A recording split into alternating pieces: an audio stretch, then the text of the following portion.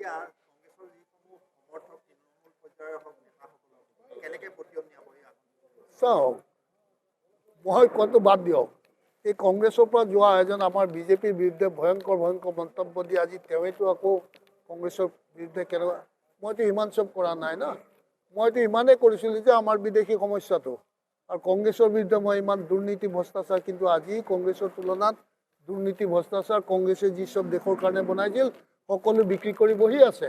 গতিকে এইটো কম্পেৰিজনটো আমি কৰিব জানিব লাগিব এজন সচেতন নাগৰিক হিচাপে।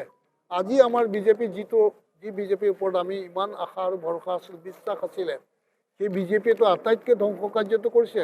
যি বিজেপিক আমি আহ্বান কৰি আনিছিলোঁ বা শক্তি ইয়াত সৃষ্টি কৰিছিলোঁ এইকাৰণে যে অসমীয়া জাতিটোৰ সুৰক্ষাৰ কাৰণে, কিন্তু অসমীয়া জাতিটোক শেষ কৰি দিয়াৰ ভূমিকাটো আমাৰ বিজেপিয়ে পালন কৰিছে না। আজিতো অসমীয়াৰ অস্তিত্ব ক'ত আছে? ভাষাটোও নাইকিয়া কৰি পেলাই UPSC APSCৰ পৰা কি আছে আজি অসমীয়াৰ? যে ডিলিমিটেশ্যনৰ সকলো জাতি জনগোষ্ঠী চেডেলি বেডলি কৰিলে কোনো এটা জাতি জনগোষ্ঠীৰ কোনো এটা জেগাত অস্তিত্ব নাই, অধিকাৰ নাই, একোৱেই নাই। আৰু আজিতো অসমৰ ৰাইজে এই দুখীয়া সমাজখনে অনবৰত চৰকাৰক ইটোৰ পাছত সিটো টেক্স খাজানা অমুক তমুক কিমান, আজি 400 কিমান টকাত কংগ্ৰেছৰ দিনত চলি আছিল না চিলিণ্ডাৰ। আজি সেইটো কৰি কৰি কি কৰিলে, আজি চবেই 1000-1200 টকাত ল'ব লগা হৈছে। এতিয়াতো ক্ৰাইচিছ আছে। সেইটো কি কৰিলে? সেইটো আজিতো ডেইলি লৈ আছে, প্ৰতিমাহে লৈ আছে, আৰু এওঁলোকক কিমান দিছে? 1250 টকা কিবা এটা। আৰু দুখীয়া মানুহৰ যিখিনি প্ৰয়োজনীয় সামগ্ৰী সেইখিনিতো ভয়ংকৰ ৰূপত দাম বাঢ়ি গৈছে। এইটো দুখীয়া মানুহেতো তাৰ ভুক্তভোগী হ'ব লগা হৈছে। পেট্ৰলৰ দাম হেৰি কৰে। ৰাইজ আচলতে কি হৈছে, আমাৰ ৰাইজ গাঁৱৰ যিসকল বুজা সহজ সৰল ৰাইজ আছে, অলপ নিৰক্ষৰতাও আছে, যাৰ কাৰণে তেওঁলোকে ইমান চব কথা গভীৰভাৱে ভাবিব নোৱাৰে, যাৰ ফলত বিজেপি এইখিনি সুবিধা লৈ আজি গোটেই অসমীয়া জাতিটোক পংগু আৰু কোঙা কৰি দিছে, কঁকাল ভাঙি দিছে। আৰু এই অসমীয়া জাতি আৰু কেতিয়াও সহজে উত্থান হ'ব যে তাৰ সন্দেহ আছে। কিন্তু উত্থান কৰিবলৈ হ'লে এইবাৰ নিৰ্বাচনত অসমৰ ৰাইজে তাক জুখি জুখি তাৰ হিচাপ লওক, আৰু পুনৰ অসমীয়া জাতিক আমি পুনৰ উত্থান কৰাৰ আমি মানে সংকল্প লৈ আগবাঢ়িছোঁ। অসমীয়া ৰাইজে স্বাভিমানেৰে গৰ্বৰে পুনৰ এবাৰ জীয়াই থকাৰ পৰিকল্পনা হাতত লৈ আমি আগবাঢ়িছোঁ।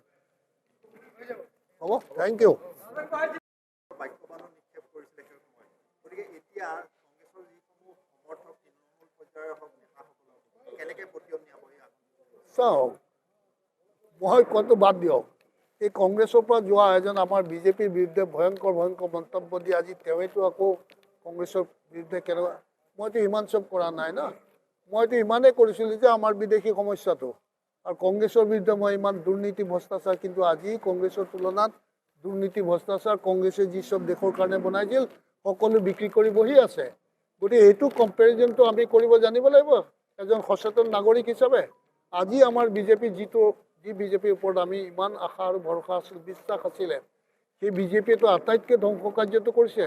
যি বিজেপিক আমি আহ্বান কৰি আনিছিলোঁ বা শক্তি ইয়াত সৃষ্টি কৰিছিলোঁ এইকাৰণে যে অসমীয়া জাতিটোৰ সুৰক্ষাৰ কাৰণে, কিন্তু অসমীয়া জাতিটোক শেষ কৰি দিয়াৰ ভূমিকাটো আমাৰ বিজেপিয়ে পালন কৰিছে না।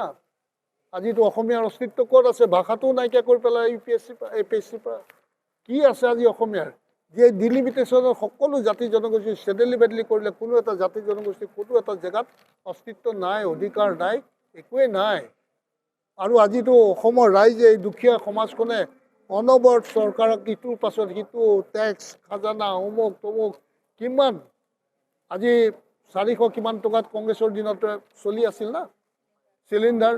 আজি সেইটো কৰি কৰি কি কৰিলে, আজি চবেই 1000-1200 টকাত ল'ব লগা হৈছে। এতিয়াতো ক্ৰাইচিছ আছে। সেইটো কি কৰিলে? সেইটো আজিতো ডেইলি লৈ আছে, প্ৰতিমাহে লৈ আছে, আৰু এওঁলোকক কিমান দিছে? 1250 টকা কিবা এটা।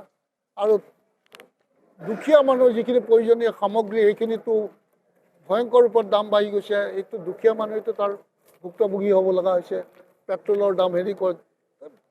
ৰাইজ আচলতে কি হৈছে, আমাৰ ৰাইজ গাঁৱৰ যিসকল বুজা সহজ সৰল ৰাইজ আছে, অলপ নিৰক্ষৰতাও আছে, যাৰ কাৰণে তেওঁলোকে ইমান চব কথা গভীৰভাৱে ভাবিব নোৱাৰে, যাৰ ফলত বিজেপি এইখিনি সুবিধা লৈ আজি গোটেই অসমীয়া জাতিটোক পংগু আৰু কোঙা কৰি দিছে, কঁকাল ভাঙি দিছে। আৰু এই অসমীয়া জাতি আৰু কেতিয়াও সহজে উত্থান হ'ব যে তাৰ সন্দেহ আছে, কিন্তু উত্থান কৰিবলৈ হ'লে এইবাৰ নিৰ্বাচনত অসমৰ ৰাইজে তাক জুখি জুখি তাৰ হিচাপ লওক আৰু পুনৰ অসমীয়া জাতিক আমি পুনৰ উত্থান কৰাৰ আমি মানে সংকল্প লৈ আগবাঢ়িছোঁ।